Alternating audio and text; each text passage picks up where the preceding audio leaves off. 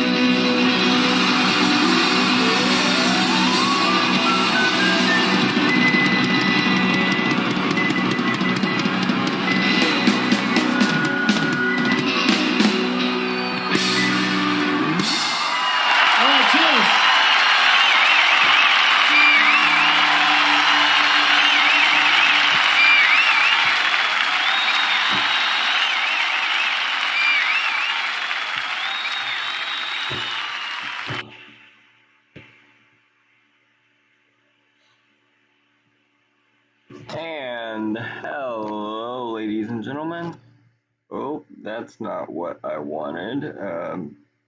Whoa, there's my internet history. Oh boy. Here we go. There we go. Nope. There we go. Much better. Alright, ladies and gentlemen, it is the third episode, and once again, my slow brain has finally come on. We should seriously just change the time of the show to 4:20, because that's how slow my brain is, and that's how we start every weekend. Thank you so much for joining us again. Once again, this is the third episode of hopefully what will be somewhat informative of a series. Today we're going to talk about kind of the double-edgedness of social media and how I don't think it's being utilized to its fullest potential for the wrestling community. It's as I've kind of figured out on the fly, and I'm sure other small podcasts, like, to be honest, you take people like HMA Wrestling, and those people make so much better content than I do, and Sam Herring's brain is like, as I've said before, that kid is like 58 million times smarter than me. And they've been producing wonderful, great content, and for over a year now. Like, I've only been doing this for a couple of months, and they're still only at 2,000 followers, when certainly, to be honest, they should be much, much higher for the good of content that they produce. But yet somehow meme pages get 100,000 followers. That's kind of how pop culture works nowadays in America, but that's kind of beside the point. And when you look at the numbers here and you see that the flow following base of wrestling is that this was 3 weeks ago, so the number certainly is higher here, but my whole point was to illustrate kind of the proportions and kind of percentages, since I've outlined very much so that it's very, very difficult to get official financial information from Flow. So in this day and age, unfortunately, kind of the secondary outlook to kind of what is going on is kind of social media following. Remember, traditional marketing, let's say traditional marketing principles are kind of no longer the same, and we kind of look towards sponsored social media and whatnot to see how well a company is doing. So when you have over 475,000 followers at this point, how can you maximize engagement? And engagement, especially in this context, I'm not talking about likes or comments or the traditional engagement when you're actually just trying to build and increase that number. It's how can you engage within people? How can you engage to the point that they will watch wrestling, that they will, subscribe almost in a way, but also how can you make sure that the people that follow are not just people that will follow and look at your Instagram posts, but rather engage within the sport, whether that's through your platform or somebody else's platform, so that we can continue to take every single one of these customers, which again, some may be bots, some may be spam accounts, whatever, but it is a decent following base. How can we maximize that and take that to so that we can continue to be financially stable in the long run? Then also, I wanted to also provide a legal update for the ongoing case in the Western District Court of Texas, which I've discussed at length. It's between Sito Mobile, that's SITO, Sierra India Tango Oscar, Sito Mobile against Flow Sports and patent infringement. And as Mr. Jay LaValle pointed out on Twitter to me, which I unfortunately, due to my struggling brain, did not realize at the beginning the whole premise of the lawsuit is that proprietary information and proprietary ways of routing data is kind of the main way that Flow uses how they get advertisement money. And basically, Cito is losing out on money that Flow is making off their proprietary data. Hence why the lawsuit, which gives it much more credence, which is probably why the damages are unquantifiable. And I respect Cito for not attempting to put a random value on the damages lost, because that is something that Flow has been known to do, to sue Willie Saylor for the tune of $1 million in their ongoing lawsuit with Rofkin, without any evidence or context as to why $1 million would be the best interpretation as to the damages lost. I mean, I don't think there's any way you can prove. I mean, it could be more than $1 million. It could be less than $1 million. There's no way that you can prove that Willie's content on Rofkin forced you to lose $1 million in revenue or sales. So I respect Cito for kind of leaving that up to the court. That's something that I didn't understand to begin with. It's like, if you are clear as to what is being hurting you, you should probably have a rough estimate as to how much damage is causing you. But rather, when you're looking at advertising money, and especially with Flow keeping money so close to keeping their financial liberation so close to their chest, like, there's no reasonable even hypothesis that you can even begin to fathom. So I very much do respect Cito for doing that. On my second monitor here, directly to my right, I did sign up under my parents' name, because you do have to be 18 to legally do it under the U.S. government. Anybody who is interested, you can sign up for something called PACER. I forget what the acronym stands for, something electronic records, court electronic records, public access to court electronic records. There it is. That's another alphabet soup agency in America. And basically you can search any, court document, and like whenever it's pretty much updates in real time when a lawyer files anything. I'm not going to show you the document here because it does require like a sign up, and it requires you to give a credit card. But the good news is that if you spend, and each page of document that you request requires a payment of 10 cents. But the good news is, if you do not exceed $30 within every quarter, so that's 90 days, 3 months. If my math, 12 divided by 4 does equal 3, thank you very much. I start school in 6 days. God bless my soul. If you don't exceed $30, the fees will be waived at the end of the quarter. So it is free for everybody. Again, that's Papa Alpha Charlie Echo Romeo, PACER, PACER. If you want to look at the document, I'm pretty sure there are legal ramifications if I sign up and then just leak all the court information to everybody. So I'm not going to show it here on screen. And even if it's not illegal, I'm not going to wait and find out, because I have better things to do than to show up to a courtroom. So I'll just briefly kind of go over the key points here to the document.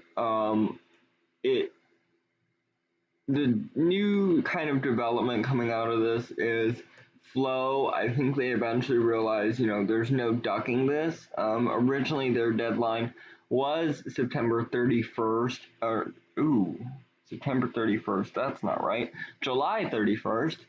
Um, um, July 31st, and I think they realized after their deadline got extended to the 10th of August, I think they realized there was no more ducking this, and they had to respond. Otherwise, the judge is kind of left with only one side of the story, and, if you don't tell your story, then, speak now or forever hold your peace. What's super interesting is it's not very interesting actually. A lot of you can see. I'll just read a complaint. It says complaint number 8. This court has personal jurisdiction over Flow Sports because Flow Sports, directly and/or through its subsidiaries, affiliates, or intermediaries, has committed and continued to acts of infringement in this judicial district in violation of 35 USC 271A. That's the patent code. And the answer to complaint 8 is one word: denied, period. So, that gives us a lot to work off of when I'm trying to explain things. Uh, and then what's, oh, hold on. I had something up here.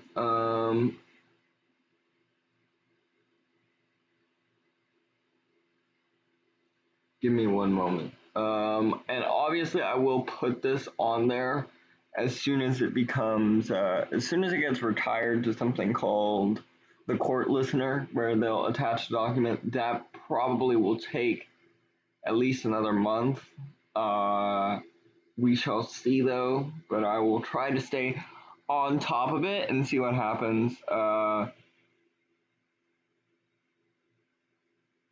Here we go. Yes. Complaint number 16. This was filed originally in the CEDO document, which is now on my Twitter and should be on my Instagram. I'll double check. It says complaint number 16. Flow offers a subscription-based streaming service that provides on-demand and live video programming over the internet, which is true. Like, it's entirely true. On information and belief, Flow currently has 300,000 subscribers, and they cite an article here that literally interviews one of Flow's most senior people. And then it says, and then the answer is, defendant admits it offers a subscription-based streaming service that provides on-demand video live streaming over the internet. Defendant denies the remaining allegations in paragraph 16.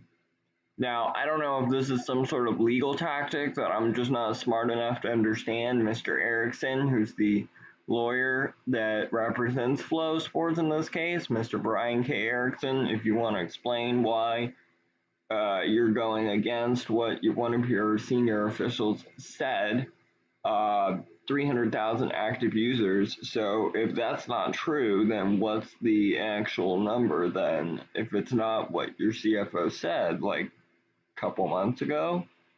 Interesting. Anyway, not all that exciting. One other thing of note here is that Flow, of course, files a counterclaim. In fact, the counterclaim is so short that I can. Why am I continuously hitting the down button? Let's just scroll here. Okay. The counterclaim does not seem that interesting. I'll, in fact, read exactly what it says. By virtue of CEDO Mobile's filing of the complaint, an actual controversy exists between Flow Sports and CEDO Mobile with respect to the alleged infringement of the patents 673, 635, 636, 777, 088, 637, and 846 patents. If you read the original document, you'll know that that is the patent numbers that CEDO is suing under. Then it says Flow has not and does not infringe the same number of patents either directly or indirectly, literally, or under the doctrine of equivalence. And 11, Flow Sports is entitled to a judicial declaration that has not and does not infringe directly or indirectly, literally, under the doctrine of equivalence, any valid enforceable claim of the patents.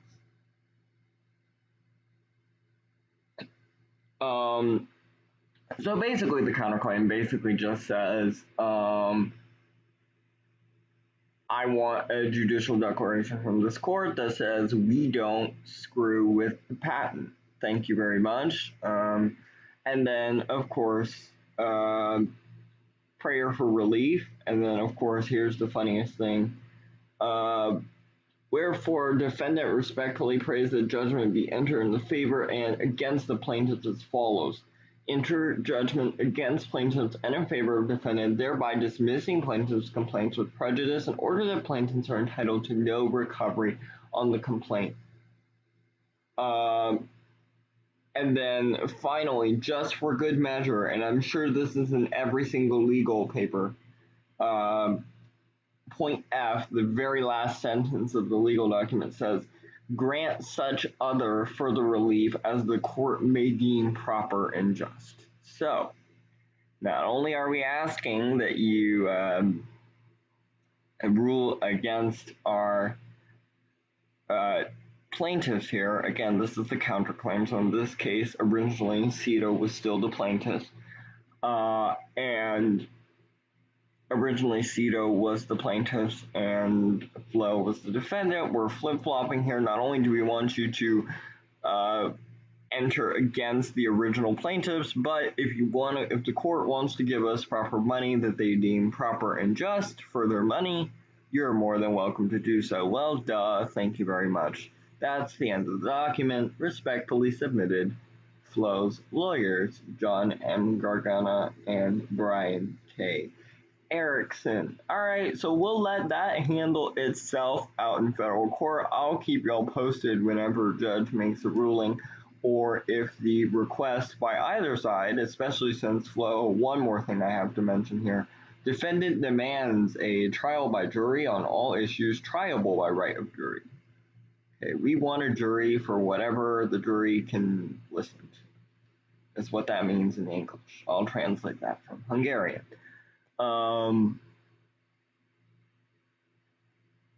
So we shall see who goes on trial first. If and when at all the judge enters either in favor or against anybody, I will certainly keep you posted. And as soon as any documents and whatnot and who knows and gets released, I will be the first to let you know. Alright, what else? What else was I supposed to get to today? Yep, this is my live stream. Welcome everybody. Alright, I always have interesting things going on my Twitter. That's at DSHI12. And the worst thing with me and Twitter is the 280 character limit because I'm a debater, I love to talk, and we love to ramble because we have to give 8-minute speeches at lightning speed, so you have to have a lot to say, and I'm incredibly terrible at keeping my tweets within the 280 character limit, so this is why I kind of go over them on live stream because this allows me to ramble and say as many words as I want. So this was kind of just thoughts that I had, which are kind of interesting, which I thought the rest of the community could probably learn from. Let's see if this actually makes any sense. Okay. Give me 1 second to transition my scene. Here. But I think what is interesting, and I'll certainly learn more as this situation progresses. I'm having a few phone calls with people over at like kind of how she wrestles and behind the women's movement over the past next couple days. So we shall see what comes out of those conversations. I have been very open from the very beginning that I am not, as I'm seriously struggling to do this, that I am not a big expert on women's wrestling just from the way that, my background and how I got into the sport, I must be completely honest that for the first couple of years, I was kind of like, wait, women's wrestling exists? Like, that's probably not, a great thing, but that's kind of the problem, right? Is that, like, if somebody doesn't even know that this kind of wrestling exists and kind of is constantly looking for things and looking for matches, and they can't find any and they're just not have no exposure to it, that's kind of the inherent problem, right? Is that if somebody's already actively looking for content, that's different because some people aren't even like actively looking for content. You have to give the content to them, make the content accessible to them. But the bigger problem is, even when you're actively looking for content, if you still can't find it, that should ring off alarm bells for every single person that something within the marketing department of the sport is not going well. So this is a long thread that I tweeted out, and this is kind of the bigger point. If you look at kind of how history has worked, and you look at people within, whether it's movements within the sports industry, within throughout history, when you are the minority and when you are pushing for change, because quite honestly, that's what kind of we are right now. Because if we were the majority, we would have the power to make the change right away. No, we have to convince people, right? We have to convince people that women's wrestling is worth investing in. We have to convince people like we don't hold the cards, right? People like the Stanford athletic director hold the cards, and they have come down with a decision that says, you know what, wrestling's not worth it. Screw it. I'm done. Um, so when you are the minority, you don't have the luxury of arguing amongst yourselves as to what is best. So we need to go full steam ahead and settle. I don't want to say settle our differences, but it needs to be more organized, right? Let's take for example. I don't know Coach Colette. He's a genius online. He has like all those videos online, and listening to him talk about mentality is like insane. And the amount of recruits that he's picked up within the past week and a half to go to Navy is actually kind of scary. Uh, he's a wonderful person, but he just went on the Vader show, you know, today. So if he is saying like he said, "Ooh, let's not start dropping frames. Let's pray to God that that doesn't happen." But um, he just went on the Vader show, so he may not know. Like, even if he takes a call with How She Wrestles, takes a call with Pat Minio, takes a call with myself, whether that be anybody, but if he goes on the Vader show, he is hurting the cause, and he may not even know it, right? And this is the problem: is that we have to be organized and pushing all together, right? If you are truly, like, how do I say this politically correct? Oh, screw it, whatever.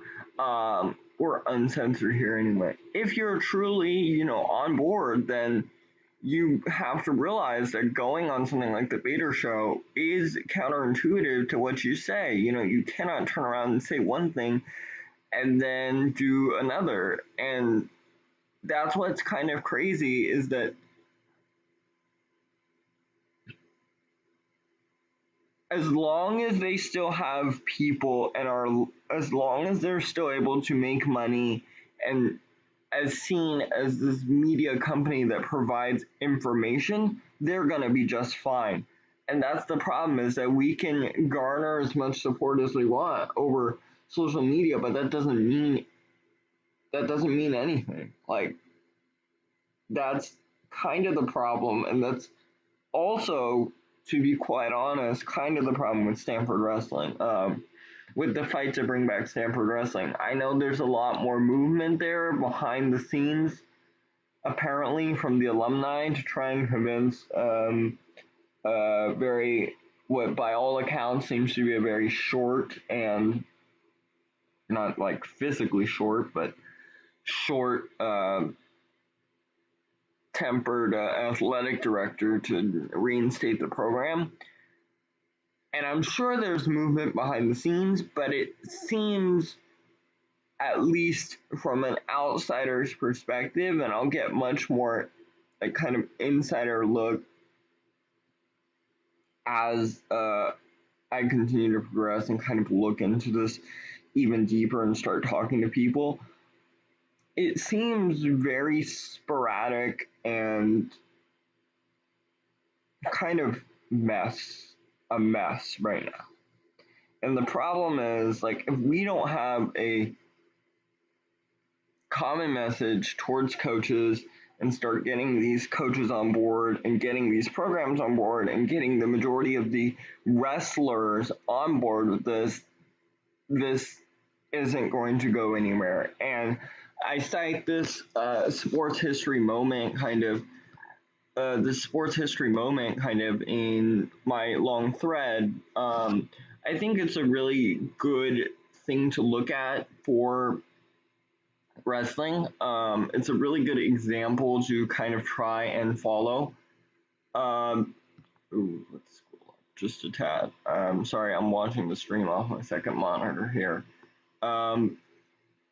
You can see we kind of had the same problem with darts, right? Without getting too deep into kind of the history behind everything that happened in 1993, there was kind of a lot of drinking on television. There was a lot of, darts has always been known as a pub game, something you play at the pub with your buddies, and, most of them are under the influence, and a lot of players drink and, they chug beer while they play darts. And, well, if you chug 6 beers over the course of an hour and a half darts game on national television in front of millions of people, like, it doesn't take a genius to figure out what the people look like by the end of the hour and a half. Like, no, right? So obviously the people were not happy about that. The sponsors and the players, and they were like, this portrays such a shitty image on the sport, and we are losing money. Like, top prize, I think at the time, was £50,000, which is probably somewhere around the range of $60,000 to $65,000 for the World Championship. It was not pretty, and the BDO would not budge. The BDO was at the time run by a very, very stubborn man who did not want to change his ways, was only concerned about making money for himself. The BDO being the British Darts Organization. This kind of sounds like the story we're going under, right? This kind of sounds like there's a lot of parallels, and BDO is the only governing body. There's no other alternative. So if you don't like the BDO, you suck it up, and you don't say anything. That sounds just like how Flow is the only media company, is not really listening to what the players or the wrestlers have to say. There's no prize money in the sport. You can see here at low prize money, there's no prize money. I know there are contracts with the RTC and whatnot, and before I get a whole lecture on how the pay structure of wrestling is different, blah, blah, blah, blah, blah, blah, blah, but you've got to give kind of an incentive, right, you've got to give an incentive for people to do well, at least financially. It can't just be all about pride and wanting to do well, competitive excellence. Like, that's great and all, and yes, that's ultimately why the majority of people like do sports and whatnot. But that only goes so far. Loss of sponsorships, that goes no further. That kind of the parallel to that is losing Division I college programs in the United States. So it kind of deathly sounds parallel, but here's the next step where I think wrestling hasn't got to yet, where I think we need to go. 16 players, the top 16 players in the world. So you want to think about the top 16 wrestlers in the United States. All right, let's see. I'm gonna get a lot of hate for this. Jake, Burroughs, Taylor, in no particular order, by the way. Jake, Burroughs, Taylor, Derringer, Lee, Gilman, Snyder. If you imagine 6 of those plus 10 other top wrestlers, male or female, let's throw in some girls in there as well because they deserve all the love and attention that they get. They really, really are amazing wrestlers. Helen, Adeline Gray, Julia Salata, Catherine Shy, all these people, if they all came out and collectively wrote a letter to Flo and said, we are not going to engage with you, whether that be at the NCAAs, whether that be at national tournaments, we are not going to engage with you until you meet our demands. This is exactly what the top 16 players did, and they fought with them starting in the mid to late 80s, and their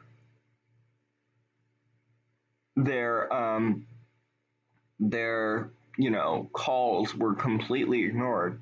And the final straw in 1992 was when a giant mixtape of highlights was released to the public, and none of the players saw a penny. They didn't get any compensation, nothing. Just they didn't think that they were being financially compensated for the work that they were putting in. And I feel like we have a lot of the same problems here in wrestling right now. And you see, Pat Downey, yeah, he's a little, crazy and flies off the handle, but he certainly does have a point where it's like, if we're not being properly financially compensated, not trying to sound like a jerk, but, we need to make some money here. Yeah, and I get the whole thing with the college students not being able to access money, blah, blah, blah, blah, blah, blah, blah. So eventually they had enough and they broke off from the BDO, created their own organization, and now, 30 years later, it's close to $3.5 million a prize fund to play darts. And that's kind of like what's so incredibly sad is like if you look at the way Barry Hearn has kind of marketed darts over the past 5-10 years, like he's drawn on kind of the history and the prestige that darts has in England. For those of you that don't know, in the United Kingdom, darts is like huge. You can watch some videos of people celebrating, it's insane.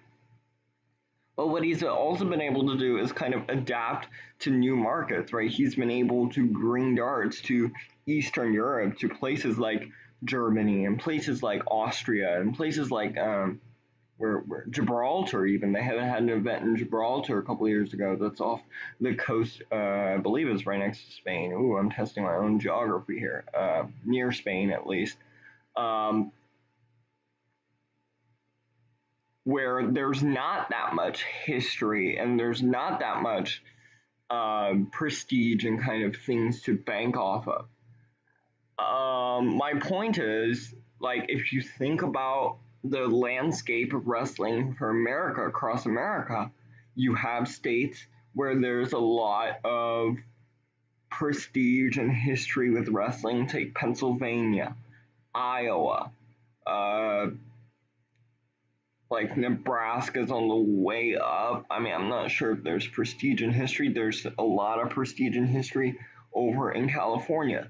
But then you look at these states, like my state, if I'm not mistaken, I'm trying to think of one off the top of my head, but it's not coming to me.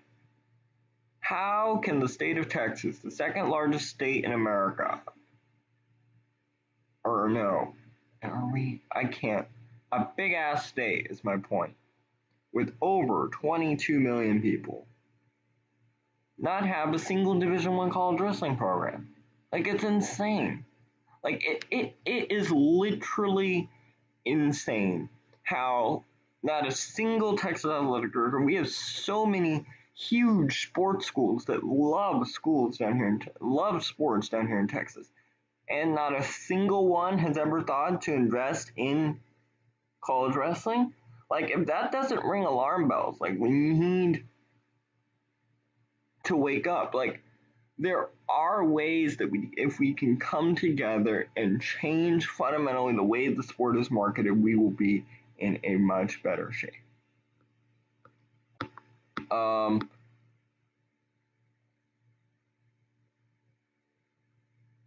and that kind of ultimately is the point of today, right? If we don't galvanize and change the way and use social marketing, social media as a weapon to market to people that normally don't have the prestige, don't have the history, don't have kind of the things to go off of. We don't have the advantages of the past to kind of help us, then we're not going to get anywhere. And 30 years from now, there will still be no program, D1 program in the state of Texas. And the programs across the country, in prestige and honor can only get you so far. Stanford proves that a million times over. There's over 100 years of wrestling tradition, and trust me, like, I love everything that Keep Stanford Wrestling is doing. I think they're doing a great job. But every time I hear the argument that there's 104 years of tradition or whatever at Stanford, and that's why they should keep the program, like, I cringe and want to throw up. Like, that does not mean jack. That does not mean anything. Period. Like, you hear Gordon Ramsay on, like, Kitchen Nightmares scream at the chef, like, yes, you got 5-star reviews in 1984, but your food is crap now. Wake up and admit it, right? We've all seen those clips of, Gordon Ramsay having a tantrum about the soggy pizza. It's the same concept, right? Like, there are obviously many other reasons as to why we should keep Stanford Wrestling, but, like, the athletic director is whether he's right, he's basically said, screw tradition, screw whatever. If there's no opportunity for growth and future growth with this sport at Stanford, then it has to go. Like, we cannot continue to worry about it through this pandemic. I got bigger things to worry about. That's kind of the point of the Stanford athletic director, and whether you believe that's correct, that's a completely different discussion for another time. But that's the one thing where I would kind of fault, where we need to change and adapt the way we market nowadays. And social media is not being weaponized to the best of our abilities and expanding the tent. You've heard me say it a million times over. You'll hear me say it again. That ultimately is the point of this show. I have kept it to 44 minutes. I'm so proud of myself. It's not another hour-long tangent. I hope you guys did enjoy yourselves, and hopefully you learned quite a few things. It's been done before. It's also another key point. And right now I stopped. All right. It's been done before. That's the key point. And we've seen sports dig out of this. There's no reason why wrestling can't do it. But we need to adapt. We need to change the way that we're doing it and quickly come together and tell the people within power to change the way they're doing it. That ultimately is the point.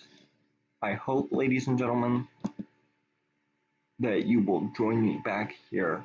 Again, we're back on a Tuesday, Thursday schedule.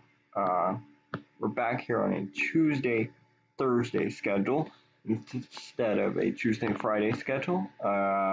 We'll talk about kind of the overall state of the next two episodes are going to be